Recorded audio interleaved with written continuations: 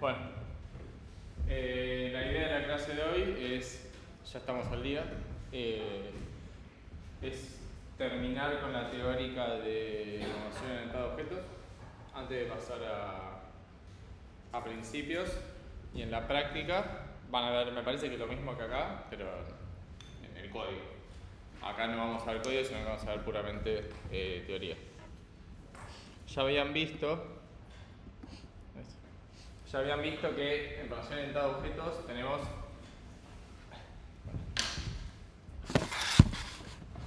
ahí está, en la grabación quedo yo. En programación orientada a objetos tenemos 4 pilares. Tenemos el encapsulamiento, la abstracción, la herencia y el polimorfismo. Algunos son herramientas que vamos a usar de forma concreta, como la herencia, y hay conceptos que son muchos más abstractos con la abstracción, o inclusive más abstractos como el polimorfismo.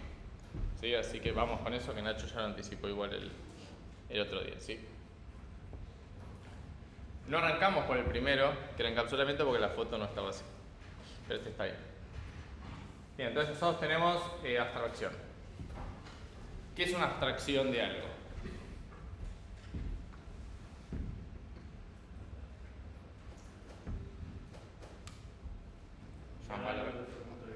¿Cómo? Mirar algo de otro punto de vista. Y ese otro implica que había uno original. Claro. ¿Cuál es ese original? Y el punto en el que estás mirando ahora, por así decirlo. Es diferente. Bueno, no sé si lo llamaría así, podría ser. Pero ¿qué significa, por ejemplo, que yo me abstraigo de algo? Porque funciona como verbo también. Como que aquí lo aislás de todo lo que Lo aislé. Claro. Bueno, está bien. ¿Qué aislé de qué? En un código puedes te abstraer de cómo está implementado algo, por ejemplo. Está bien. ¿Y qué significa? O sea, usaste la palabra a definir para la explicación. ¿Qué significaría? Y si te pones en el lugar de Bárbara, El consumidor, sí. Claro. No te importa cómo está implementado una pila, por ejemplo. Si es Bien. un arreglo o un Bueno. pasado. Puede ser, podemos decir que abstracción en este caso es que vos te abstraes de lo que no te importa o no te interesa, ¿sí? Para concentrarte en lo que a vos sí te importa. ¿Sí? Él usó unos términos que no vamos a usar acá, que son Alan y Bárbara. Acá vamos a decir que son el que implementa y el que consume. Ya estamos grandecitos para poner pero sí, lo vamos a usar bastante. Vamos a dar una definición formal, ¿sí? Que si bien abstracción, como es bastante abstracto el concepto, puede ser difícil de definir, es algo que usan todo el tiempo, ¿sí? Acá hay como una definición que puede decir que es una operación destinada a aislar conceptualmente la propiedad o función concreta de un objeto y pensar que es, ignorando otras propiedades, ese objeto en cuestión. Por ejemplo, acá tenemos un montón de cuadros, ¿sí? El que ustedes podrían decir que acá es una vaca, pero acá también sigue siendo una vaca. ¿Sí? Se está abstrayendo de un montón de detalles que tiene una vaca en el mundo real que no le importaron, pero podemos seguir diciendo que es una abstracción, ¿sí? De una vaca. Quizás acá, nosotros sabemos porque vimos los anteriores, pero acá quizás ya es una abstracción que está muy alejado de lo que es una vaca. Bueno, uy, ustedes me mataron porque ahora terminan para yo también. Y ustedes se manejan con esto todo el tiempo. Ahora vamos a ver por qué. Ahí va. En el diseño de software, nosotros vamos a decir que cuantos más detalles yo sepa, o en realidad van a estar escondidos, pero cuanto yo menos sepa, voy a estar más abstraído y voy a hacerme preguntas, o voy a hacerle preguntas más del tipo ¿qué es lo que hace? ¿Sí? ¿Qué métodos tiene? ¿Sí? ¿Qué métodos tiene? Vamos a sacarnos ahí por ahora. ¿Qué puede hacer? Y si vamos a lo más concreto, ¿sí? Voy a hacer más preguntas del tipo ¿cómo lo hace? Básicamente cómo está implementado por abajo, ¿sí? Hay distintos niveles de abstracción, tal como también, abajo de todo está, en este caso, el código final, ¿sí? ¿Qué es una buena abstracción? Depende del caso de uso, ¿sí? ¿Por qué? Porque yo puedo tener... No les di ejemplos todavía, así que no lo voy a decir ahora. Voy a decirles nada más que una buena abstracción si va a enfatizar en lo que al otro le importa, ¿sí? este caso va a ser para nuestros usuarios, y va a suprimir los detalles que son totalmente irrelevantes. De hecho, vamos a exponer nada más lo que a nosotros nos importa que el usuario conozca, y todo el resto lo vamos a esconder, ¿sí? Vamos a decir que es interno. Ojo cuando decimos usuario, que simplemente usuario es, como dijo el compañero, es Bárbara, en este caso, o es el consumidor de lo que estamos haciendo nosotros. ¿Sí? No es el usuario final que usa mi aplicación, que quizás ni exista. ¿Sí? Es el que usa lo que yo estoy haciendo en este momento. Que muchas veces soy yo mismo. Pues cuando yo estoy escribiendo una clase, ¿sí? Mi usuario voy a ser yo mismo, ¿no? Del futuro cuando esté usando esta clase. ¿Sí? Es el caso de uso más común. ¿Sí? Pero es muy importante que cuando estemos programando, cuando estemos diciendo abstracciones, no estamos parados del lado del implementador y lo tenemos que pensar de ese lado. Cuando estamos del otro lado, no tenemos que saber cómo está implementado, sino solamente manejarnos con la abstracción. Ustedes se manejan con abstracciones todo el tiempo. De hecho, muchas cosas no saben cómo funcionan por adentro. Si ustedes tienen cada uno su celular, al menos uno, no saben cómo se prende. ¿Sí? Saben que tiene un botón que los ayuda a prender el celular, pero no saben cómo funciona por atrás, no saben que tiene una batería de litio o no, ¿sí? Y qué pasa en el proceso ese químico para que se prenda y para que yo termine viendo algo, o para que empiece a correr el procesador. ¿Sí? Ustedes están manejando alguna abstracción del celular, no están con el celular concreto. Sí, obviamente lo tienen en la mano, está dentro, sí, son chips, pero no saben cómo funcionan esos chips. Y eso pasa todo el tiempo. Si cuando ustedes suben al colectivo y apoyan la SUBE, no es que literalmente le están pagando, le están transfiriendo dinero de su bolsillo al colectivero. Saben que con eso los dejan subir, tienen que pagar un monto, ese monto tiene que tener el mínimo en la SUBE, tienen que tener ese monto y ya está. ¿Sí? Están abstraídos de cómo funciona. Hay veces que nos viene bien saber cómo funciona por más que estemos manejando alguna abstracción. En general son los casos que menos, pero nos ayudan a resolver problemas bastante complejos. ¿Sí? ¿Cómo lo explico esto? De una forma súper fácil. No se me ocurre ninguno, pero ya va a salir. Por ejemplo, yo tengo mi estufa. No sé si es el mejor ejemplo porque debería ser gasista matriculado. Pero yo tengo mi estufa, yo sé que se prende con un botón bastante incómodo, hay que mirar por el agujerito para cómo sale la llama y después prenderlo. ¿Sí? Como la gran mayoría de las estufas. ¿Qué pasa? Yo sé, y con eso me manejo. De hecho, literalmente veo el fuego cuando termina de prender, tiene un visor cuando termina de prenderse. Ahora, este invierno tuve la suerte que no prendía. ¿Sí? Como se me pasó un montón. Entonces tuve que llamar al gasista, ¿sí? Porque yo no sé cómo está hecho por adentro y no me puedo manejar con una abstracción más concreta que la que uso yo. ¿Que cuál es? Es la carcasa que viene y el botón ese. Es lo que me expone a mí.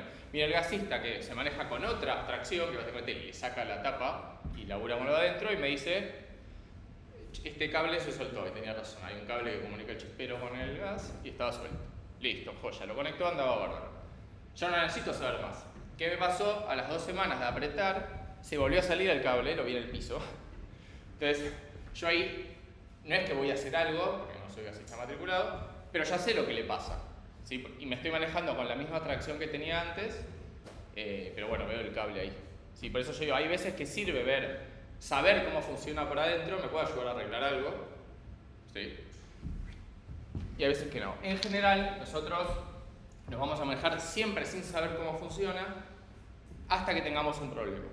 ¿Sí? Y estos son casos muy excepcionales lo que estoy diciendo, no es todo el tiempo tenemos que ver cómo funciona, pero muchas veces, ustedes saben que los lenguajes de programación los hacen personas igual que ustedes y se pueden equivocar también, igual que ustedes. De ahí para arriba está lleno de bugs. Las librerías que usamos también tienen un montón de bugs, un montón de cosas malas. Entonces muchas veces nos pasa que usando una librería, por ejemplo, nada, no funciona como yo espero. Y yo estoy cumpliendo lo que me dice la interfaz. El que lo desarrolló me ofrece una abstracción, una interfaz y me dice funciona así, yo veo que no funciona así. Entonces varias veces me he metido en el código adentro a ver cómo está hecho para ver por qué está roto. Quizás estoy mandando algo mal. Pero son los menos igual. Lo mismo pasa con los lenguajes de programación. No son perfectos y tienen errores. ¿Sí? Por mala suerte, estaría bueno que no. Bueno, esto no lo dije, las abstracciones no son únicas y no todos los usuarios conciben la misma abstracción. ¿Sí? Y eso lo vamos a ver en la siguiente, me parece. Ahí está. Vamos a tener distintos niveles de abstracción. Estos son niveles de usabilidad y esto es versatilidad. ¿Sí? Versatilidad implica qué tanto la puedo usar, ¿no? Qué tan versátil es la librería. Qué tantas herramientas tengo yo para elaborar con él. ¿Sí? Yo acá tengo como la lógica de bajo nivel, podría ser el código en nuestro caso. Ya los arreglos que bien. Y puedo tener distintos niveles de abstracciones, ¿sí? Hasta llegar a la interfaz que expongo a mi usuario. ¿Sí? Pensémoslo, por ejemplo, con el celular.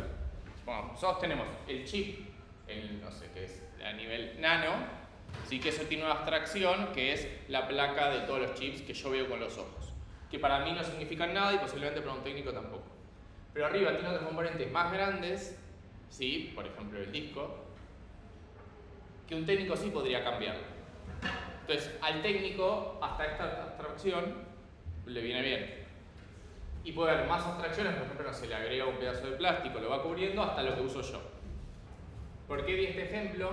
Porque la versatilidad que estaba acá con la que está acá es la misma. A priori, no nos detengamos mucho a pensarlo, pero a priori, las funciones que tiene el celular yo las puedo usar todas. Si no hay algo que yo como usuario no pueda usar, posiblemente sí, ¿no? Pero asumamos que el que lo hizo cumplió todas las funciones y yo las puedo usar todas. ¿Sí? Distinto es este caso, que tengo un solo nivel de abstracción, pero expone, acá lo llamo one-liner, que es básicamente una sola función. Por ejemplo, la estufa. La estufa se prende o se apaga. Tipo, eso es todo, no hace más cosas. ¿Sí? Quizás por adentro tiene otras capacidades. No sé, para arreglarse, para, no sé, ajustar el gas, no lo sé. Y por último tenemos esta, que es como la más común, no sé, más común, pero tenemos abstracciones y tenemos interfaces intermedias. Acá van a ver que dice API, que básicamente es la interfaz, ¿sí? En inglés. Si bien es interface, API significa algo ligeramente, se usa para un modelo para un negocio diferente, es lo mismo. Acá nosotros tenemos un nivel de abstracción, tenemos algo que está expuesto, el que puedo usar, por ejemplo, el que arregla la estufa, y este es el que uso yo. Acá está expuesto un solo nivel. O sea, acá tanto el técnico como yo laburo con lo mismo. Vemos lo mismo. Acá el técnico tiene acceso a algo más. Vieron que las heladeras o los televisores vienen con un enchufe o con un cosito para que el técnico pueda meter un USB o algo que solo tienen ellos para hacer un diagnóstico, por ejemplo. Los televisores todos tienen eso y si no prestan atención que van a ver que hay muy pequeño. Sería este. Yo no tengo acceso a este, solo el técnico lo tiene. Yo tengo acceso a este. Esos son como los diferentes niveles como de accesibilidad que tengo.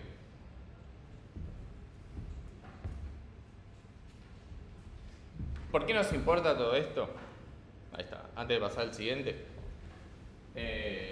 ¿Por qué no es relevante? Porque nosotros cuando pasemos, como dijo Nacho la vez pasada, nuestro problema a clases, ¿sí? Vamos a laburar todo el tiempo con abstracciones. Si nosotros vamos a modelar, por ejemplo, nuestra facultad, digamos, un sistema para que los alumnos se anoten a las materias como el CIU Guaraní, vamos a modelar al aula con un número y con una capacidad. ¿Sí? ¿Importa de qué color están pintadas las paredes? No, porque no hace al problema. El problema tiene que estar en el aula para que los alumnos sepan a cuál ir y la capacidad para que del día las pueda asignar. Con eso alcanza. Sí, importa si es en Paseo Colón o en Las Heras. ¿Importa? Ustedes van a querer saber, ¿no? A dónde ir. Entonces sí importa. ¿Pero importa en qué piso es?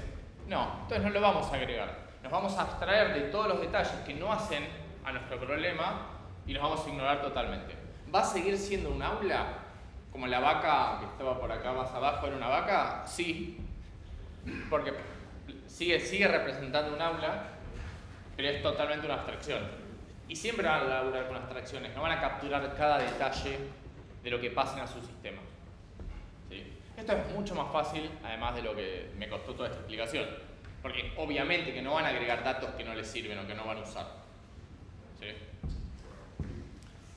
Ahora sí, vamos con el segundo. Este es bastante más claro. El encapsulamiento es algo que ya hablamos recién y tiene que ver con el principio de ocultamiento. Bueno, acá lo llama como uno de los principios centrales del desarrollo de software, moderno, si fuese el otro. Pero es básicamente que cada capa de abstracción debe ocultar la mayor complejidad posible a las capas que dependen de ella. ¿Sí? Acá lo llama, este es un principio que se llama ocultamiento de la información. ¿Sí? Y que vamos a destacar que lo más importante es saber qué es lo que hace una función, un componente, una clase, cualquier cosa, antes de saber cómo lo hace. No, eso es un poco de algoritmos 2, pero acá este principio va a ser totalmente irrompible. ¿Sí? Hay demasiados ejemplos para mostrar por qué no deberíamos hacer eso, ya lo charlamos. Hay algunos casos donde me viene bien, sí, pero es como ya bastante pero. ¿Sí? En general, si yo laburo sabiendo cómo funciona por dentro, en general eso termina mal, no bien. Me viene conocerlo simplemente por si algo se rompe, nada más. ¿Sí? Nos ha pasado de todo.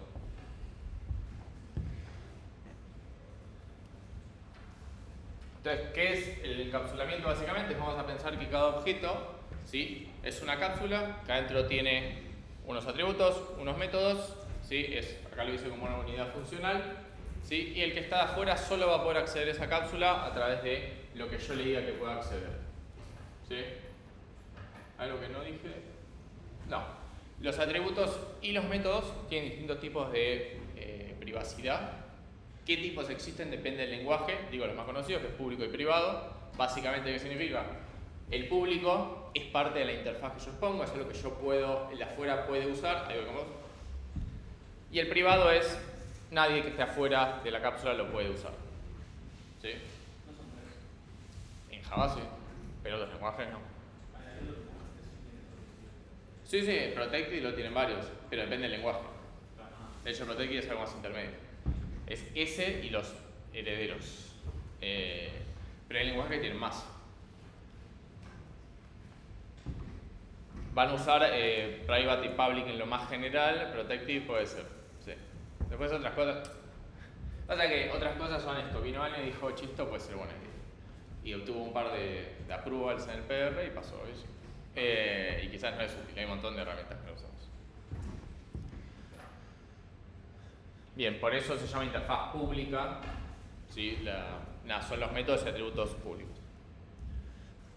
Como dijimos, a partir de ahora, nosotros vamos a decir que cada clase, ¿sí?, es una cláusula. Es una cápsula. ¿Sí? Que ya dijimos que las clases, la vez pasada, son moldes para hacer objetos a partir de esa clase. ¿Sí? Acá meto un concepto que dice instancias, así que me parece que también lo usaron la vez pasada, ¿no? No me acuerdo. Que básicamente el molde hace objetos, esos objetos los vamos a llamar instancias. ¿Sí? Entonces nosotros vamos a tener, por ejemplo, nuestra clase auto y vamos a tener 3 instancias. ¿Sí? Cada vez que yo creo un auto nuevo es una instancia nueva. De cada clase va a ser única, la cantidad de instancias va a ser infinita a priori. ¿No? Va a ser un nuevo tipo de dato directamente. ¿Qué es lo que define la clase? Va a definir los atributos y métodos de las instancias. ¿Sí? Por ejemplo, en este caso, va a definir que el auto, se ve clarísimo, o sea, ni yo lo veo, pero que el auto va a tener un modelo que va a ser un string, va a tener un precio que va a ser un entero y va a tener un color que va a ser un enum. Y eso lo define como atributos de la instancia. Y va a tener un método que sea avanzar. Tipo avanzar, paréntesis y ya está. Y los pone públicamente. ¿Sí? Hay otra cosa que son atributos y métodos de clase. ¿Sí? ¿Que lo van a ver en la práctica? Atributos y métodos de clase. Porque es mucho más fácil verlo con Java. Bien, ¿lo van a ver hoy? Listo, entonces no avanzo en eso porque es muy de código. Pero básicamente son atributos y métodos que yo le defino a la clase en sí y no a las instancias. Las instancias no van a tener estos atributos y métodos, sino que va a tener la clase. En Java, por ejemplo, yo tengo la clase auto que empieza con A mayúscula, creo instancias autos, no sé, A con A minúscula. Le pongo como yo quiero a mi auto, ¿no? El Rayo McQueen, qué sé yo. Un atributo y un método de una clase se accede directamente con la clase. Es auto, A mayúscula, punto, método o atributo.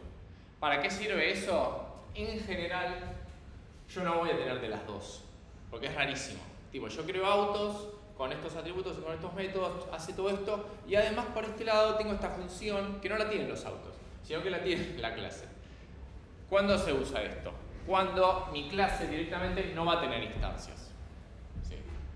Son casos muy puntuales. Pero por ejemplo, cuando mi clase no va a tener estado, por ejemplo, una calculadora, digámosle. Una calculadora quizás no voy a tener muchas instancias de calculadora, voy a tener una sola. Entonces directamente hago calculadora.sumar y ya está. No hace falta que instancia, que cree un objeto. Nada, con el tiempo eso se va a entender mejor. Vamos en general a hacer de este tipo, pero puede ser que veamos de este tipo, que lo vean en el código. ¿Qué? O sea, puede haber varias instancias de una misma clase. N instancias. Claro. De hecho acá tenemos 3 autos con diferentes atributos. Por ejemplo, este tiene color naranja, este azul y este verde. Pero de la misma clase. La misma clase. Los 3 son autos. Claro. Sí. En la clase también vamos a definir la visibilidad del objeto, ¿sí? Que es básicamente todos los atributos y todos los métodos, qué visibilidad tienen, si son públicos o privados o protected, en Java, protegidos. ¿Qué creen? ¿Los métodos van a ser públicos o privados? ¿Por qué? Porque básicamente es la forma que vos tenés el usuario de interactuar con ese objeto. Porque nosotros ya tenemos el objeto, sí. Bueno, o sea, estaría bueno que tenga al menos un método público para que el usuario haga algo. Sí. Bien, ¿y tiene sentido un método privado? Sí. Por ejemplo, Y para mostrar algún proceso que dentro que no tenés que pasarlo todo. sí, la legendaria función interna. O sea, o función auxiliar. Sí, eso va a ser privado. O sea, ¿para qué lo vas a exponer? Bien, los atributos, ¿van a ser públicos o privados? Seguro si le dijeron el otro, un montón le dijeron. ¿Por qué? Le dijeron un montón. Si yo elijo a uno al azar. Porque cuando el usuario use los métodos va a aparecer los atributos. Porque los métodos van a actualizar los atributos. ¿Y eso qué tiene que ver con que sean públicos o privados? Adelante. No sería privado porque depende de la implementación, cómo está hecho. Y si estamos queriendo extraer, estamos queriendo ocultar la implementación. Bien, si venimos hablando de encapsulamiento, en este caso, y dijimos que no queremos saber cómo está hecho por adentro, los atributos tienen mucho que ver con qué están hechos por adentro. ¿Sí? Entonces no los vamos a exponer, los vamos a modificar con métodos. ¿Sí? Y puede ser que directamente no los modifiquen porque es algo interno. ¿Sí? Supongamos un grafo, ¿no? Ya todos cursamos algoritmos 2, así que sabemos hacer Dijkstra sin problema. Si está hecho como matriz o como nodos, ¿sí? Al usuario a priori no le importa, entonces nunca va a acceder a la matriz directa. Si va a agregar nodos, va a sacar nodos, va a agregar vértices, va a hacer todo eso. Nunca va a laburar con la matriz directa. ¿Por qué digo a priori no le importa? Por la complejidad. Porque en general, algo que yo no dije es, al usuario esto en general no le importa la implementación, sí le importa la complejidad. Hay muchas librerías que hacen las mismas cosas, pero ¿cuánto tarda la tuya? Yo he tenido un montón de problemas de performance y digo, o sea, ¿qué está pasando? Me pongo a ver el código y digo, acá se me está haciendo el tiempo, en esta librería. Bueno, vamos a buscar la documentación. Che, ¿cuánto tarda esto? Porque quizás la tengo que cambiar. Eso tiene que ver con la implementación, pero está bueno que el usuario lo sepa. Sí, es como una de las excepciones. Entonces, los métodos pueden ser públicos o privados, los atributos van a ser en general privados. ¿Por qué digo en general? Porque es gratis y en esta facultad todo siempre depende, pero los atributos van a ser privados. Otro punto que no dijeron, pero quizás alguien lo pensó, es que muchas veces mi funcionamiento depende de esos atributos. ¿Sí? Entonces, si yo dejo que me los accedan directamente, me pueden modificar mi comportamiento de una forma inesperada. Pueden dejarme en un estado inconsistente. ¿Sí? Habíamos dicho que las instancias tienen comportamiento por un lado, tienen estado por el otro. Estado, comportamiento. Me pueden modificar el estado y dejar un estado inconsistente. Yo con los métodos que expongo, tengo las validaciones, tengo todas las cosas para que mi estado siempre sea consistente. ¿Sí? Si yo dejo que me accedan para adentro, me van a tocar y hacer cualquier cosa. ¿Sí? Bien, algo que no dijimos es que las clases pueden basarse en otras cosas. Che, acá hay asientos, me parece. Tipo, acá, no sé. Sí, por si quieren. se pueden basar en otra cosa, interfaces o clases, que acá lo llama clases padres, vamos a hablar más adelante. ¿Sí? Este es un ejemplo de una clase en Java. No es muy importante cómo se escribe una clase en Java. Lo que tenemos es que se define la clase como pública. ¿Puede ser una clase privada? Porque hasta ahora habíamos hablado que los métodos y los atributos son privados o públicos. ¿Puede ser privada una clase? Sí. ¿Quién lo dijo? Muy firme. ¿Por qué? Vos podés usar una clase privada para usar en una clase pública. Listo. Como podés tener una función privada interna, auxiliar, tiene una clase auxiliar. Listo. Tenemos la clase, no es el caso más común, pero de hecho no es del todo recomendable, pero puede pasar. Tenemos la clase pública, teléfono celular, tiene dos tipos de datos, unsigned y carga de batería y string, código de serie, y los dos son protected, que es el tercer tipo de privacidad que había dicho. Significa que lo tienen este y sus hijos. ¿Qué es hijos? Lo vemos en un par de diapositivas. Y tiene un método, ¿sí?, que se llama public teléfono celular, que está mal escrito en Java, ahora vemos por qué, que recibe el código de serie y lo que hace es setea la carga de la batería en 100 y el código de serie el que le pasaron. ¿Sí? Listo, ahí tienen su clase. Tiene atributos, no hace nada, porque no tiene métodos todavía. Los atributos no son accesibles desde afuera, o sea, básicamente no sirve para nada si yo creo una instancia de celular, pero funciona. Bien. ¿Qué es este método raro? Básicamente le falta el tipo de retorno. ¿Sí? Es el constructor. Básicamente es el método que se llama cuando se instancia una clase. ¿Sí? Sí. En el lenguaje de programación se puede ver sobrecarga de mecha así de constructor también. Sobrecarga. Bien, ahí vamos con eso. Como dije, es el método que se llama cuando se instancia una clase. O sea, yo tengo control del estado inicial de una clase. Cuando alguien me pide, dame una instancia de un celular, yo le puedo pedir parámetros, por ejemplo, código de serie, para que ya empiece de cero con atributos válidos y en un estado válido. Pues yo puedo decir, che, un celular no puede no tener código de serie, siempre tiene que tener. Si yo no tengo esto, inicialmente no tendría. Por más que luego tenga un método agregar número de serie. ¿Sí? Yo puedo tener más de un constructor que reciba distintos tipos de parámetros, distinta cantidad de parámetros. En Java eso es posible, que es lo que preguntaste vos. Sí. Sí. Diría que en todos los lenguajes que usan clases. Porque si no sería bastante difícil.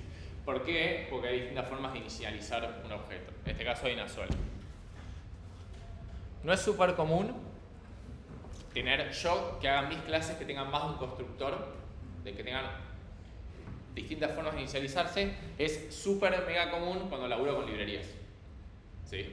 Por ejemplo, van a ver que método, esto con librerías que pueden recibir distintos tipos de datos. ¿Sí? Eso sí es súper común, que son versátiles. Bueno, vamos con el tercero, que era herencia.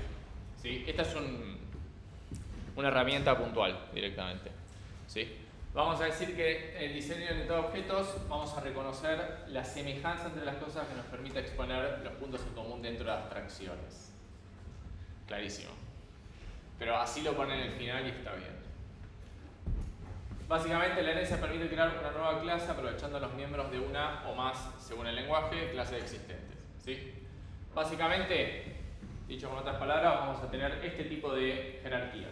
Vamos a tener una clase que es auto, que tiene 4 ruedas, ¿sí? Y tiene el método avanzar, porque para mí todos los autos, sea cual sea, tienen que tener 4 ruedas y tienen que ser avanzables, tienen que poder avanzar. Y va a tener otras 3 clases, ¿sí? Que en este caso es de carreras, un SV y uno compacto. Que son otras clases que van a heredar de esta. ¿Qué van a heredar? Los métodos y atributos. ¿Sí? Los atributos protected y todos los métodos. ¿Sí? Entonces van a tener disponibles el auto de carreras. Desde el vamos ya va a tener 4 ruedas. No tiene que definir ruedas de vuelta y que se le asignen 4. Ya desde el vamos arranca con 4. Porque hereda todo lo que le viene de arriba. ¿Sí? Y acá puede tener diferentes instancias. Tipo, no sé, el SV tiene una instancia allí. Y el compacto un Fiat. ¿Sí? A la clase que previamente existente o la de más arriba vamos a decir que es una superclase o clase base y las de abajo es una subclase de esta o derivada. Todo eso, ambos términos son aceptables. ¿Sí? Y se van a formar jerarquías de este tipo, arbolitos. ¿Sí? Ahora vamos a ver un ejemplo igual. ¿Sí? Acá tenemos los diferentes tipos de herencia que puede haber. Los nombres no son muy relevantes, pero sepamos que todo esto puede pasar. Esto es lo más claro, tenemos una clase y tenemos una hija. La hija, por las dudas lo repito, hereda, ¿sí?, todo lo de arriba, todo lo que tiene la padre lo tiene la hija, sí o sí. ¿Sí? Esto es súper importante, no puede evitar no tener un método. Tenemos este que se llama herencia múltiple, que es básicamente tengo una hija que hereda de 2. ¿Sí? Yo me estoy heredando, me estoy trayendo todos los métodos de 2 clases. Esto no está permitido en todos los lenguajes. En Java entiendo que no, o sí, ya ni me acuerdo. Es que en realidad no es recomendable. Ahora en unas diapositivas vemos por qué. ¿Cómo? Sí, de una o no. Sí, en Java no se puede. Hay formas de hacer esto, pero no de muchas clases. ¿Por qué? Porque cuando yo heredo una clase, heredo todos los métodos y atributos. Entonces, da la casualidad que este necesita los atributos de los dos, ese caso no suele existir. Después tenemos multinivel, o sea, tenemos esta clase que hereda de esta y esta que hereda de esta. O sea que esta tiene lo de estos dos, ¿sí? Esto va a pasar. Tenemos, pueden varias clases heredar de una, está totalmente permitido. Y tenemos esto rarísimo, bueno, directamente le puso híbrido, que es, tengo una clase, tengo 2 que heredan de esta y tengo esta que hereda de estas 2. ¿Para qué sirve? ¿Qué sé yo? Es rarísimo. ¿Cuál es el caso más común? Estos 3. De hecho, hasta diría que solo estos 2. ¿Por qué? Porque ahora lo que vamos a ver, no me acuerdo si hay código. Vamos primero con esto. Como ya dijimos, la subclase agrega sus propios atributos y métodos, ¿sí? Esto lo hace más específica que su antecesor. ¿Por qué más específico? Porque tiene todos los métodos y atributos de la superclase y agrega los suyos. Perfecto. Seguro va a ser más específico porque el seguro le va a agregar más cosas. Pasa o igual. Sí. Y no tiene sentido. Si es igual, no. Ahí va. Como lo dice acá, el comportamiento va a ser semejante al de arriba, solo que le va a agregar más cosas. También se lo puede llamar a la herencia como especialización o generalización, depende si para arriba o para abajo, o sea, para arriba generalización, para abajo especialización. La superclase directa es la clase a la cual la subclase hereda de forma explícita, la indirecta es todas las de arriba, o sea, si tengo la múltiple, esta es la superclase directa y esta es la indirecta. Nomenclatura, que puede ser que usemos, puede que no. No es tan relevante. Nosotros, antes de pasar esto, vamos a ver un montón de conceptos, un montón de nombres. En general, no nos importa tanto qué es una superclase indirecta. Si mientras no lo sepan contar, sobra. ¿Sí? Es muy raro que le preguntemos por un concepto así tan específico en particular, porque no nos interesa que se acuerden de esto. Tipo, quizás ni nosotros no lo acordamos. Tipo, che, ¿cómo se llama? Te pongo este dibujo, ¿cómo se llama esto? Tipo, a nadie le importa. Sí, no lo vamos a hacer.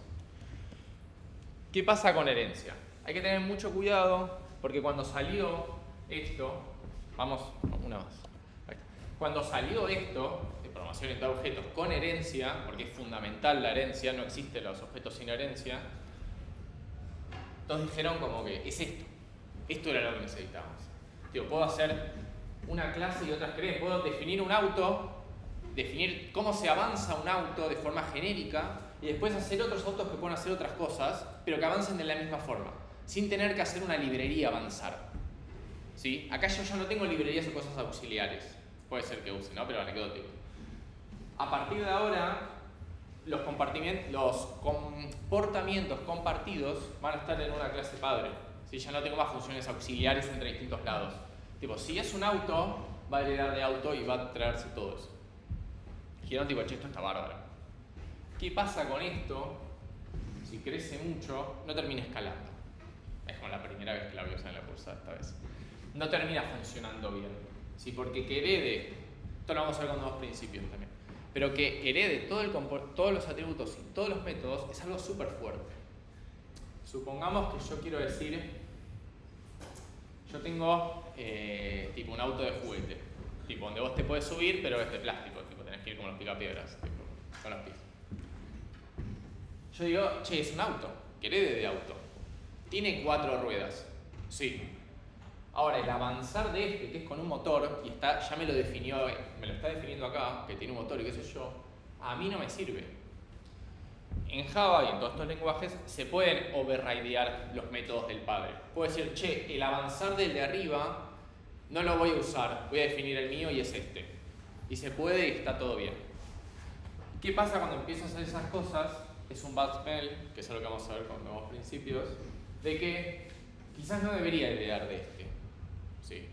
Cuantas más cosas el hijo le tenga que modificar al padre, le tenga que sobreescribir, son más indicadores de que en realidad la herencia está mal y no va a funcionar. ¿Por qué? Porque cuando este cambie algo, estos también van a cambiar. ¿Sí? Entonces, si este cambia algo y mi auto nuevo de juguete no lo tiene, tengo que ir corriendo a ajustarlo. ¿Sí? Entonces, nosotros vamos a decir, y esto no se lo olviden jamás, que la herencia solo va a ser válida cuando se cumple el mitológico principio de es un.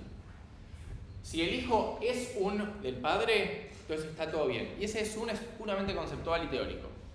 Si un auto de carreras es un auto, entonces la herencia está perfecta. Si ese es un, yo no lo puedo responder de forma clara y decir, y no sé, la verdad no estoy del todo seguro, entonces no hay herencia. ¿Sí? ¿Por qué? Porque no termina escalando con el tiempo. No termina funcionando. De hecho, muchas veces pasa que la herencia no es la solución, sino que es otra cosa que vamos a ver más adelante. Sí, porque la herencia es súper poderosa, bueno, un gran poder conlleva una responsabilidad. Ese es un, no se lo olviden jamás, porque después empiezan a meter herencias raras, es tipo, no es un. ¿Sí? Por más que compartan algunos métodos y tengan sentido, no les va a terminar funcionando. A ver, volvemos a esta parte. Vamos a tener, en general, esto depende un poco del lenguaje, pero la gran mayoría de objetos tiene esto, que es dos tipos de clases. ¿Sí? Las clases concretas y las clases abstractas. Las clases concretas son clases que yo puedo instanciar. ¿Sí? Vamos a estar siempre con. Por ejemplo, el auto de carreras, yo puedo instanciar, ¿sí?, un auto y no sé, y usarlo, y llamar al método avanzar. Es concreto, se puede utilizar. El abstracto es algo que no se puede instanciar. El lenguaje no me va a dejar, el compilador no me va a dejar en realidad. El lenguaje es un bloque de notas. No se puede instanciar. ¿Por qué? Porque está incompleto, por eso es abstracto. No porque está abstraído, sino porque no es concreto. ¿Sí? Por ejemplo, yo al auto, yo le puedo definir que tiene 4 ruedas, que tiene avanzar, y que tenga un método que sea abrir puertas. Pero en realidad esas puertas, yo no sé cuántas puertas van a tener mis hijos, entonces yo no voy a definir ese método. Voy a decidir que cada uno de mis hijos lo defina. Que lo voy a obligar a que lo defina, yo lo voy a definir como abstracto. Voy a poner este método con esta firma, como en C cuando tenía el punto H. Esta firma tiene que estar, ¿sí?, en mis clases hijas, pero las tienen que definir. Es abstracto. Es literalmente abstract la palabra, si no me acuerdo mal.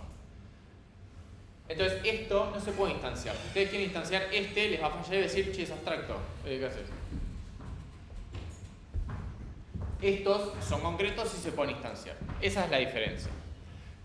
Ojo, que yo puedo definir un método abstracto acá, y puede ser que acá no lo defina, entonces este no se puede instanciar, tiene que haber un hijo que sí lo defina.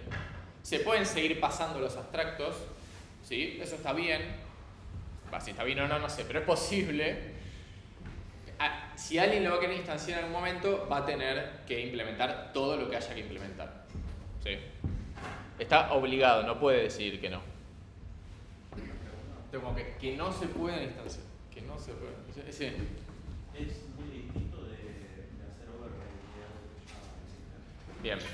La diferencia es que cuando vos haces override, la de arriba era, al menos ese método era concreto y se podía instanciar.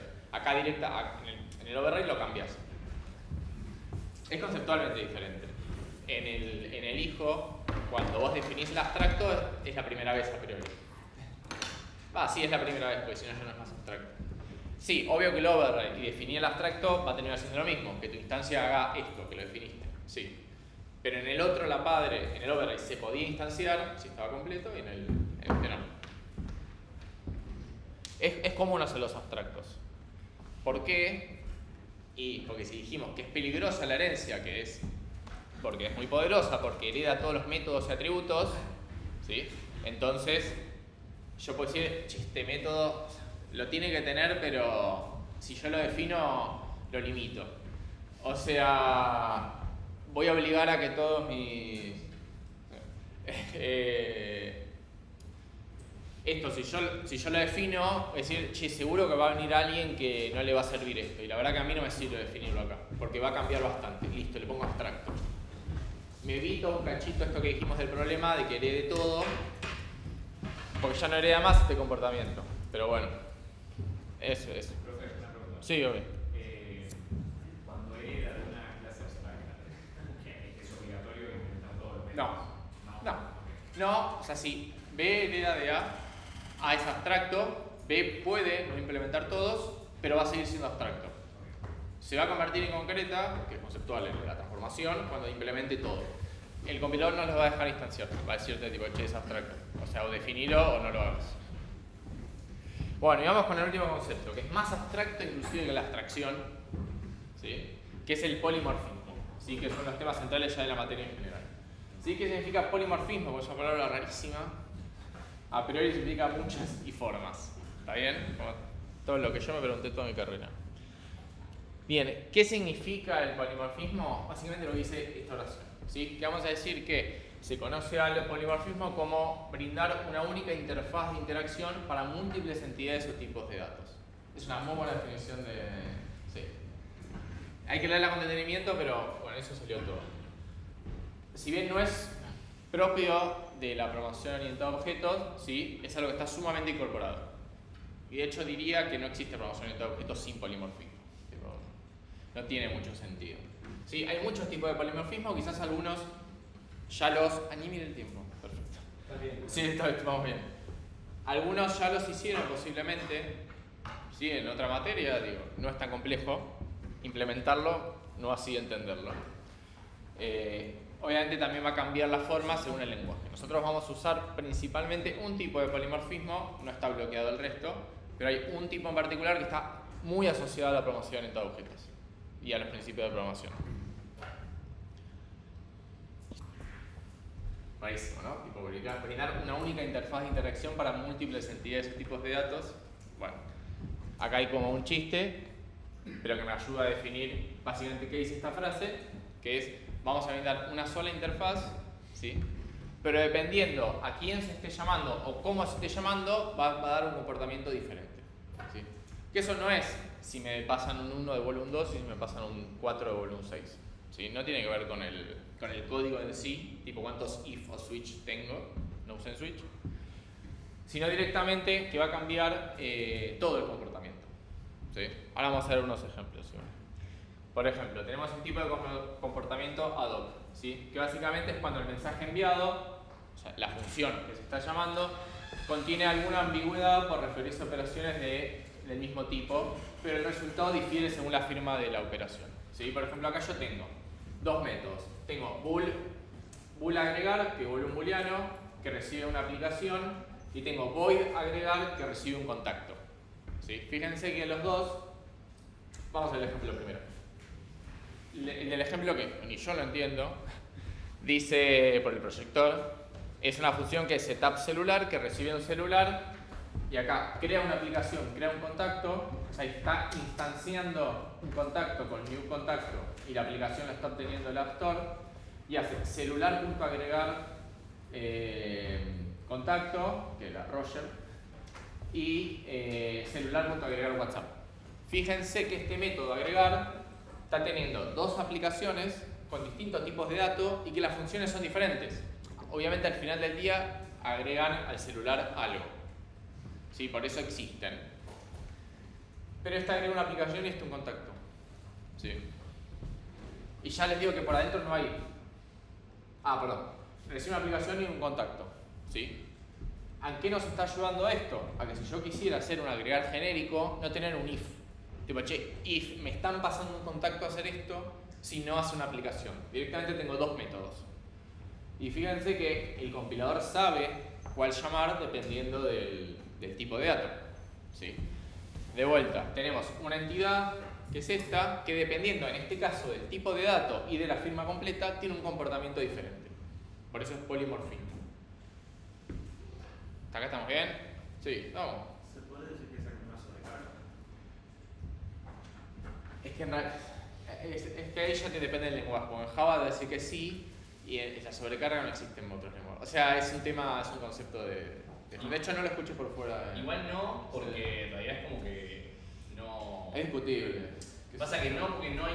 O sea, el otro sigue viviendo, no es que lo Claro. quizás, no es que ya es inalcanzable. Sí. Es que depende del tipo de dato que... O sea, son dos pedazos de memoria distintos donde viven las instrucciones y se invoca uno u otro de otra manera. El otro es como que siguen siendo dos pedazos de memoria, pero hay uno que no se va a invocar nunca porque ya está overrideado. O sea, nunca más existe esa referencia Sí, a ese objeto. yo en .NET lo escuché como así, pero en Java en general es el overwritten, que es esto, la sobrecarga es cuando literalmente un método no existe más.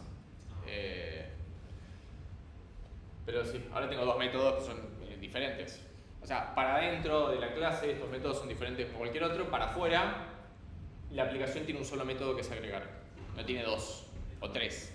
Tiene un método que puede recibir distintos tipos de parámetros. De hecho, en la clase pasada mencionamos en el concepto de method dispatch, que justamente es esto, es que el lenguaje sabe cuando se envía un mensaje, que en este caso el mensaje es invocar una función de un objeto, sabe dependiendo qué objeto es, qué parámetros le pasaste, a cuál de todos los que podrían ser candidatos efectivamente les tiene que dar. No solamente se basa en el nombre, que en otros lenguajes como C, que no existe ese concepto de method dispatch múltiple, de hecho se llama multiple dispatch, no existe eso, porque todo se referencia por nombre. Todas las referencias a funciones son por nombre. O sea, no existe renombrar una función dos veces, porque te dice, no, ya se llama alguna así. Sí. Entonces, hacer varios constructores de una misma clase también podría ser considerado un polimorfismo. Puede ser. Sí, la verdad que sí. Sí, nunca lo había pensado así, pero sí. No, Sí, bueno. la verdad que sí. Sí, pinta bien.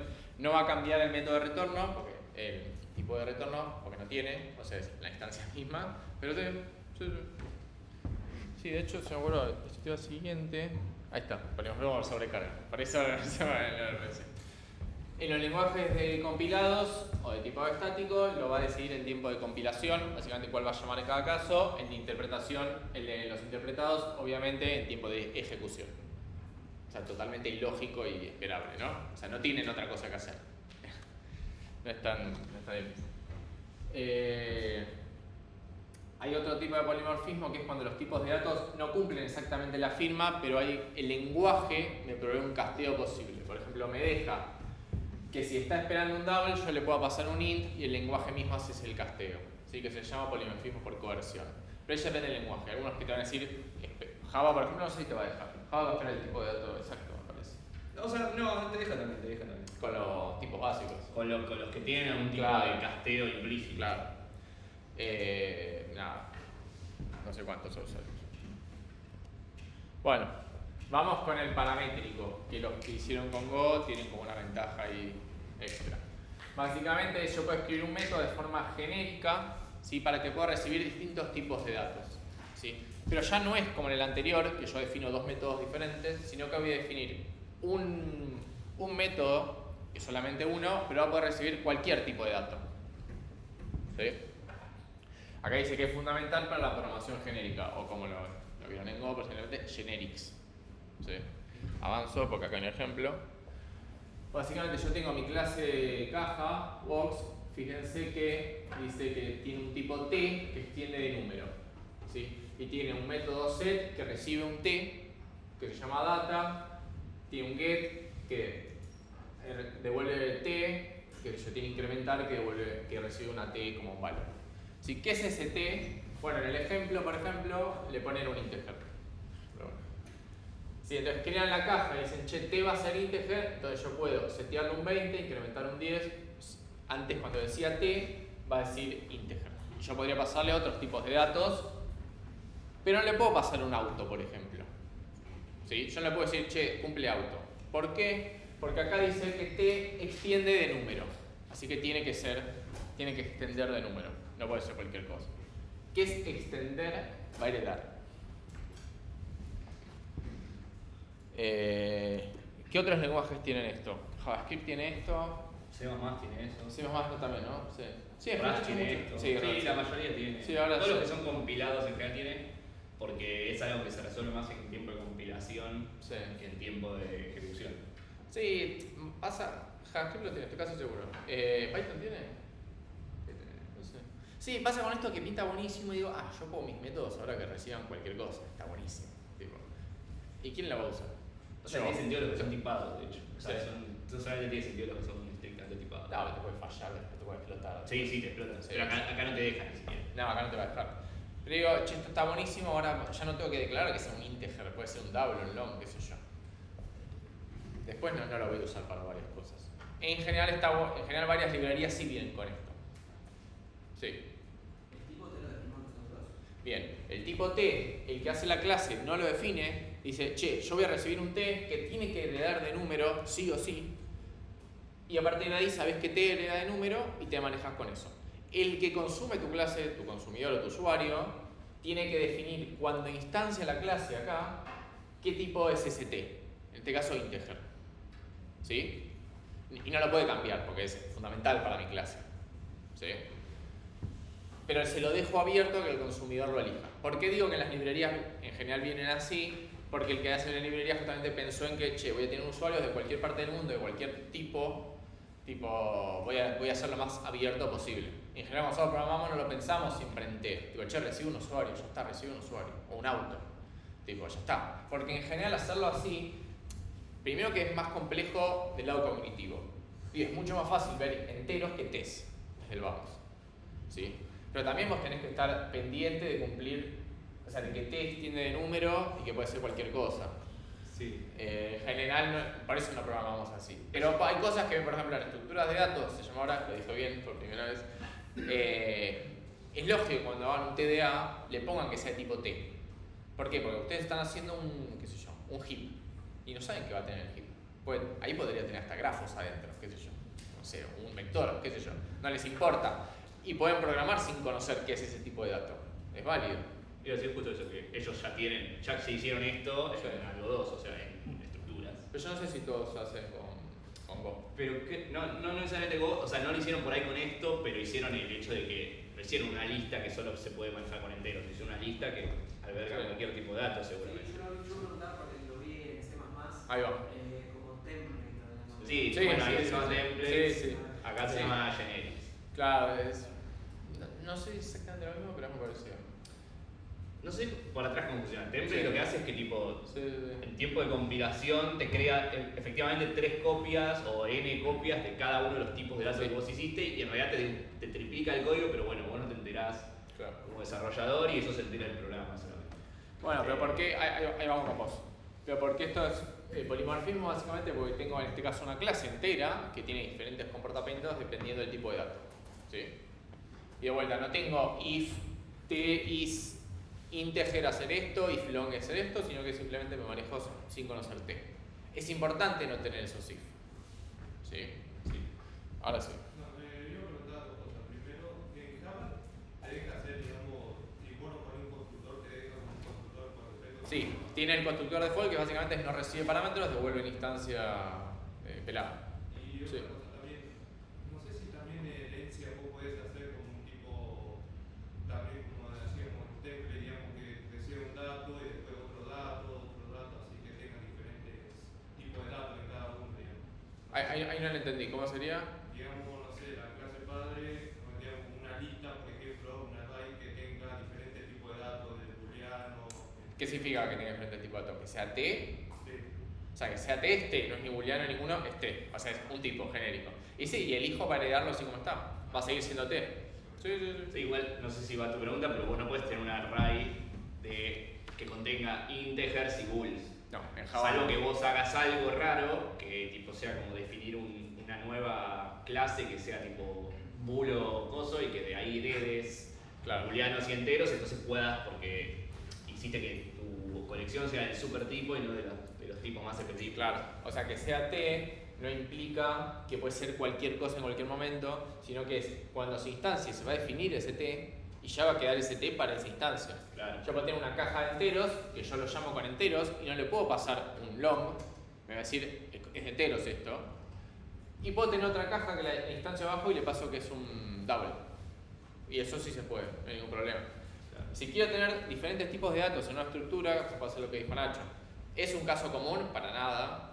Pero eso, yo puedo decir, al hacer una clase nueva que sea bool, o tipo literalmente lo llamo bool o string, y que esa lista tenga instancias de eso. No lo hagan, o sea, está mal. No sé por qué, o sea, no hay ningún caso de uso que eso sea válido. No, por ahí con herencia sí que vos tenés una colección de supertipos y después tipo vos Sí, adentro obvio. son distintas Sí, sí. variaciones de ese supertipo. Sí, eso lo van a ver un montón.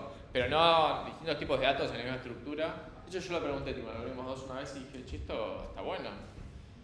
Es posible, de hecho en JavaScript es recontra mega posible. El lenguaje ya viene así, pero no sirve para nada. Sí. No sé. No, de Y es hecho- un caso de uso donde les interesa en un mismo lugar tener distintos tipos de datos. Tipo, tienen que consultar si es uno o el otro. Salvo que hagan polimorfismo. De hecho acá podrían hacerlo y usarlo para el culo, que es el de, o sea, cuando hacen el box, en vez de ponerle integer, le ponen number, que claro, number extiende de number, entonces puede, pero number no es nada, number es como un tipo de dato súper abstracto y que no te sirve para nada. O sea, adentro sí vas a poder meter ints, doubles, pero es medio paloco, o sea, no sirve de mucho de eso. O sea, también es hacerlo bien, creo que tratamos de guiar al programador para que haga las cosas bien cuando hacemos estas cosas. Pero el extend number, ¿qué es lo que decía? No, básicamente decís que t tiene que ser algo que herede de número. O sea, la clase que vaya ahí, en este caso integer, tiene que heredar de número. Sí. En su firma de clase tiene que decir extends number. O tiene que heredar de alguna forma para arriba de number. Eso también es válido. O puede ser una string, por ejemplo. Claro, una string no va a heredar de number. Ahora justo me parece que vemos un ejemplo. ¿Un int, un float o...? Ahora justo vamos a ver de ese tipo de casualidad igual. Pero vamos a ver. Vamos a ver el último tipo de polimorfismo, que es el que van a usar. Nosotros también, no es que no, está súper permitidos, pero es el que más vamos a charlar, que es el de subtipado e interfase. Que básicamente es cuando hay dos objetos que implementan la misma firma, ¿sí? E independientemente de a cuál le mandemos el mensaje, ambos van a ser capaces de poder interpretarlo y accionar correspondientemente. Acá ya no es que tenemos dos métodos en la misma clase, por ejemplo en el celular teníamos dos agregar, acá directamente vamos a tener dos clases diferentes. ¿Sí? Por ejemplo, cuando nosotros jugamos con los autos, teníamos un auto padre y tres clases hijas. ¿Sí? Por ejemplo, el método, no sé, debe ser alguno que sea exclusivo de alguno. ¿Qué sé yo? Es el abrir puertas, va a ser diferente para el auto de carreras que tiene dos puertas, no estoy seguro si no tiene una, y la SUV que tenía como 5, ¿sí? Contando el baúl. En ese caso, voy a tener el método abrir puertas en los dos objetos, que son dos objetos diferentes, ¿sí? Y si yo sé que tengo un auto y que pongo abrir puertas, los dos van a abrir las puertas. Dependiendo de qué auto sea, van a abrir las puertas diferentes, ¿sí? Pero los dos van a, como dice acá, cumplir el cometido, o capaz de poder interpretarlo y accionar correspondientemente, van a abrir puertas, ¿sí? Y están obligados a abrir puertas y a no hacer otra cosa, ¿sí? Porque el usuario muchas veces, y ahora lo vamos a ver con interfaces, no sabe qué tipo de auto es. Muchas veces se maneja con autos en general y llama abrir puerta. Si por atrás es un auto de carreras va a ser una cosa, si es un auto de SUV va a ser otra, ¿sí? Acá vamos a decir que tenemos dos tipos de polimorfismo. Por subtipado, que es este que dijimos recién, ¿sí? Básicamente tenemos dos clases que heredan de la misma e implementan el mismo, bueno, no necesariamente heredan de la misma, pero esto, que pertenecen a la misma jerarquía, ¿sí? Tienen que estar en el lugar y van a sobreescribir algún método de la clase primaria, ¿sí? O van a definirlo si era abstracto, ¿sí? Alguno de los dos van a tener exactamente el mismo método. Como dijimos, en cuando yo empiezo a sobreescribir, ahí ya me tiene que saltar la lámpara y decir, quizás no es un, quizás la herencia no estaba bien. Entonces por eso tenemos la segunda herramienta, que es polimorfismos por interfaz. Así que es cuando dos objetos, que nada que ver entre sí, pues quizás, o quizás un poquito nada más, implementan la misma interfaz. más allá de que no son parte de la misma jerarquía de clases. ¿Qué es una interfaz? Ahora lo vamos a ver. No es con number, pero es parecido a lo que habías preguntado vos. Vos tenés ArrayList, que hereda de AbstractList, que hereda de AbstractCollection, que hereda de Collection. Vos en T extend number podría ser T extend AbstractCollection. Entonces podría ser cualquier cosa que herede de AbstractCollection. Puede ser AbstractList o ArrayList. Ese es el punto de... ¿Qué es una interfaz entonces? Vamos otra vez, no vamos a una interfaz. Pensé que venía ya. Acá tenemos un ejemplo con subtipado. Por ejemplo, tenemos una clase abstracta, mascota, que tiene un método abstracto, saludar. El perro implementa saludar, que imprime por pantalla wow, y este saluda con miau, quiero entender. ¿Está bien? Entonces depende cómo se llame, va a ser uno u otro. Los dos tienen el mismo método, ¿sí? Los van a hacer lo mismo. Ahora sí, vamos con interfaces. Una interfaz básicamente, y de forma mucho más simple que una clase, es un conjunto de métodos. Y eso es todo.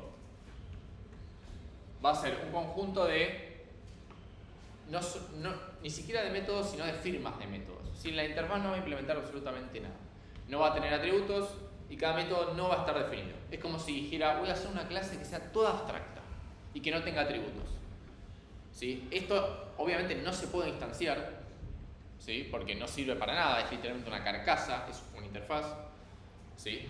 Me sirve nada más para definir métodos en común entre diferentes cosas, ¿sí? Que no necesariamente están en la misma jerarquía de clases, ¿sí? Acá dicen las interfaces van a formalizar el polimorfismo, ¿sí? Y es lo que vamos a usar más para usar polimorfismo, que básicamente es definir polimorfismo de una forma declarativa sin detalles de implementación, porque ahí no está la implementación. Entonces es imposible que esté la implementación, ¿sí? En general, las interfaces van a tener, ahora vamos, van a tener nombres de adjetivos, en realidad no van a ser autos, sino que van a ser, por ejemplo, manejables, ¿sí? O corribles, o nada, en inglés suena todo mejor, pero porque terminan en able.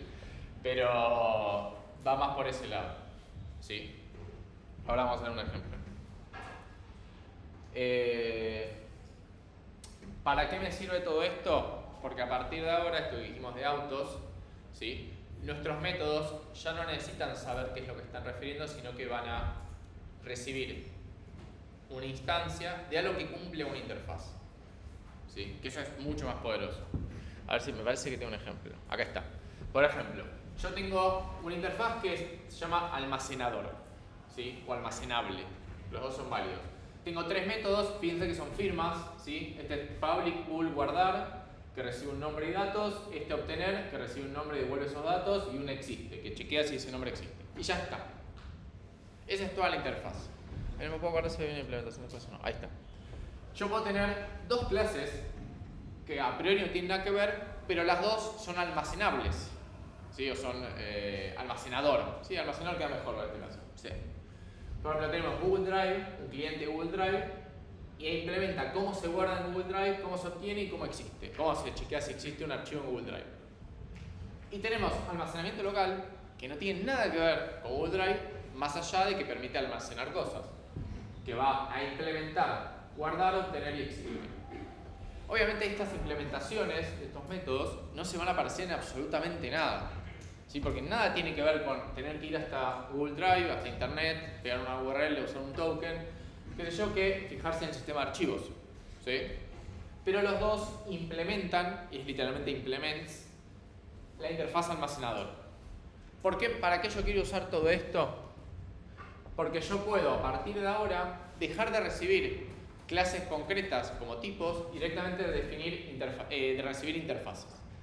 Yo tengo en mi teléfono celular un método de descargar foto que recibe una URL y recibe un destino que es un almacenador. ¿Qué es? ¿Es de Google Drive o es local? No lo sabemos en este método, ¿sí? Pero en este método yo puedo, bueno, obtener el binario de internet, no importa. ¿Y dónde lo uso? Acá está. Y al final llamar a destino.guardar, o sea, el almacenador guardar y pasarle el archivo. Entonces, este método en el celular descargar foto puede almacenar datos sin conocer dónde van a ir esos datos, ¿sí? Esto es súper poderoso, ¿sí? Porque a partir de ahora yo no tengo ni idea qué es destino. Si es de Google Drive, si es local, si el día de mañana yo quiero meter un destino nuevo para guardar fotos, digo, no sé qué sé yo, el de Dropbox o Dropbox, no, Dropbox, digámosle, implemento mi clase Dropbox que va a implementar almacenador y a partir de ahí este método puede empezar a recibir instancias de tipo Dropbox sin cambiar. ¿Sí? Esto yo no lo toco. Yo cada vez que meto un almacenador nuevo, esto no lo tengo que tocar. Porque yo estoy seguro que voy a recibir un almacenador y el almacenador tiene sí o sí el método guardar. ¿Está bien? Entonces, esto es tan poderoso que escala muy bien. Porque me permite agregar cosas que mientras cumplan las mismas interfaces que tengo hoy, ni el resto del código no se toca. Si yo acá tuviera Google Drive, si en lugar de almacenador, solo funciona para Google Drive. Si solo tiene ese soporte, tendría que hacer otra función o hacer algo más genérico acá y meter ifs. ¿Sí? Este es el caso de polimorfismo en general que vamos a buscar cuando diseñamos nuestros sistemas, no en algoritmos, tipo en la vida. Inclusive cuando no tengamos ni clases. Empezar a recibir interfaces en lugar de cosas concretas. ¿Sí? ¿Qué es una interfaz? Hay algo que yo no les había dicho. Un conjunto de métodos. Bueno, no debe ser tan importante. Quizás sí. Algo que está bueno de ver en ese es que también, bueno. o sea, tranquilamente podría ser almacenador una clase abstracta. El tema es que comparten todos los almacenadores, ¿no? Es como dijo Fede, o sea, podría ser que almacenador en algún universo sea una clase abstracta y hereden de esa Google Drive y el storage local, pero tiene varios problemas. Ya de por sí que no hay una analogía como decir comparten algo, o sea, compartir algún estado o algo que amerite una herencia. Entonces, en esos casos es donde, digamos, las interfaces son más o sea, o que se atascan mejor a lo que es a las abstracciones, ¿no? Uno se abstrae totalmente del contenido, sino del comportamiento, o sea, le importa más el comportamiento. Claro. Así que no le interesa. Entonces ahí eso era. la interfase es más poderosa en ese sentido. O sea, te permite abstraer aún más porque ni siquiera te importa tipo, que comparten algún tipo de atributo, que tiene alguna relación de similaridad. Mezclé estas dos. Y directamente tipo, te guías por cómo debería funcionar, ¿no? Es solamente un pedazo de comportamiento lo Sí. que tiene que cumplir. Y a diferencia de la herencia, una clase sí puede implementar muchas interfaces. De hecho, no es tan anormal, no es tan inusual. Sí pueden implementar. De hecho, puede heredar de una e implementar varias interfaces. De hecho, en ese ejemplo sí de puede. ArrayList, creo que le da como de 2 o 3. Sí. No, para esto que no existía la herencia múltiple en general, pero que las Claro. interfaces es algo común. O sea, digo, hereda de una sola, pero implementa Sí. varias interfaces. Eso, Sí. ¿Cuál es como, qué perdimos con esto? Que no lo perdimos al final del día, pero que es este método recibe un almacenador. Entonces el compilador, y yo inclusive si trabajo con IntelliJ, me va a mostrar nada más lo que yo tenga definido en almacenador. Sí. Google Drive, el cliente de Google Drive, además tenía un método que era borrar. ¿Sí? Ese método no va a ser accesible a este nivel, porque solo va a ser accesible lo que define almacenador. ¿Sí? Y al igual que la herencia, la interfaz obliga a implementar. ¿Sí? Y como en la herencia yo me traía todo, la interfaz obliga a implementar todos esos métodos. Sí, almacenador, ¿por qué? Para que cuando se pueda usar se esté seguro que un almacenador tiene esos métodos. Entonces yo como usuario a este nivel, yo estoy súper seguro de lo que estoy haciendo. Porque si algo que dice implementar almacenador no lo implementa, el compilador va a fallar. ¿Sí? Como dijimos, la nomenclatura en común es que suelen ser objetivos, por ejemplo, executables, throwables, esos son los que vienen en Java. Pueden implementar múltiples interfaces en simultáneo porque es posible. ¿Sí? Dijimos que la interfaz en general se usa para cosas que comparten un pedazo de comportamiento, ¿sí? Y puede ser un montón de cosas, tipo Nada, puede servir para un montón de cosas. Dependiendo del lenguaje, es necesario explicitar la implementación de interfaces en cada clase en Java. Y en otros lenguajes, el cumplimiento de las interfaces se realiza por inferencia. Nada. Sí, no, que Depende del lenguaje. hacer algo Sí. en algo 2, en materia anterior, seguramente vieron interfaces de Golang y vieron que no hace falta especificarlo, sino que apenas cumple los métodos ya se da cuenta el compilador de Go que se trata de un objeto que cumple esa interfaz, así que puede pasarse como si fuese una interfaz de ese tipo. Lo repito por las dudas, lo repito por las dudas, porque es quizás lo más importante que vamos a ver estas semanas. ¿Por qué esto es polimorfismo básicamente? Porque yo tengo una entidad, en este caso un almacenador, que depende, tengo un montón de entidades que son las que implementan el almacenador, que todas entienden el mismo mensaje y saben responder acorde. ¿Sí? Y obviamente los guardar de todos son guardar, ¿no? Eso lo asumimos. No puede ser guardar y adentro tipo haga otra cosa, o que lance una excepción, tipo che, este no lo implemento porque me obliga Java, pero lanza una excepción tipo no te implemented. ¿Sí? Eso no está bien de hecho. Lo sucede en el mundo real, pero es un XML de vuelta. Si yo tengo una interfaz que tiene estos tres métodos y tengo mi clase que solo podría implementar dos, el tercero no tiene sentido, y bueno, quizás no tenga que cumplir esa interfaz. ¿Sí? ¿Por qué? Porque si no acá se rompe todo. ¿Sí? Va a violar Lisp-Cop en unas semanas, cuando vemos principios. Vamos. ¿Estamos bien? Sí, estamos bien. Estamos entonces. Bueno, entonces vamos a dejar hasta las 8.